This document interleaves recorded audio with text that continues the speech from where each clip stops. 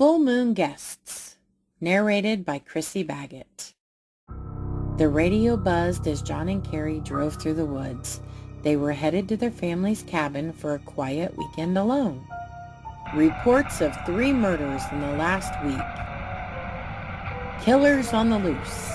Residents are urged to stay indoors tonight as the police search continues. You hear that? Carrie's voice was full of apprehension and concern. I wouldn't worry about it. We're way up in the mountains. Nobody's going to come all the way up here. John continued driving until they reached the old cabin built in the 1960s.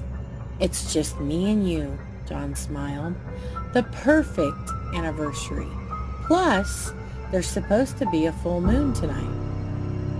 After the two unpacked their belongings, John and Carrie lit the fireplace, beginning their romantic evening together.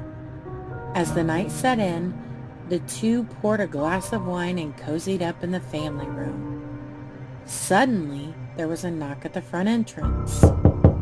Who could that be? John got up and peered out the window and then opened the door. Nobody was there.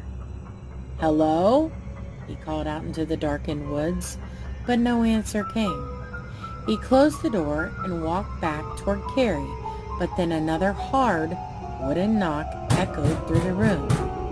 John returned to the door and slowly pulled it open. Again, nobody was there. But as he started to close it, a figure emerged from the shadows and began to approach the cabin. The figure was tall and lanky, a man, wearing a cloth sack on his head. Upon the fabric he had drawn a hollow, grinning face. The man was soon joined by 2 others. All 3 carried large blood-stained knives. The 3 figures then started running toward the cabin. Carrie, run! John and Carrie rushed for the back door, but it was too late. The 3 men crashed through the front entrance, 2 of them tackling John, and the other went for Carrie.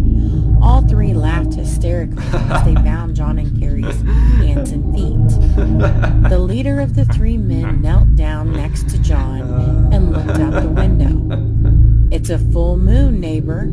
You have to be careful what happens on a full moon. The man then raised his knife ready to strike, but to his surprise, John burst out into laughter. You know, you're right about that. John's voice was developed into a heavy growl. Fangs erupted into his mouth. His skin spouted a thick fur, and his clothes tore as a hulking monster took form. Carrie snapped the rope and bound her claws, forming from her perfectly painted nails. The intruders backed away in terror as 2 gigantic wolf-like creatures rose in front of them. John and Carrie lumbered toward the 3 men, a rabid hunger blazing in yellow eyes. You see, the police aren't searching for you 3. John snarled. They're searching for us.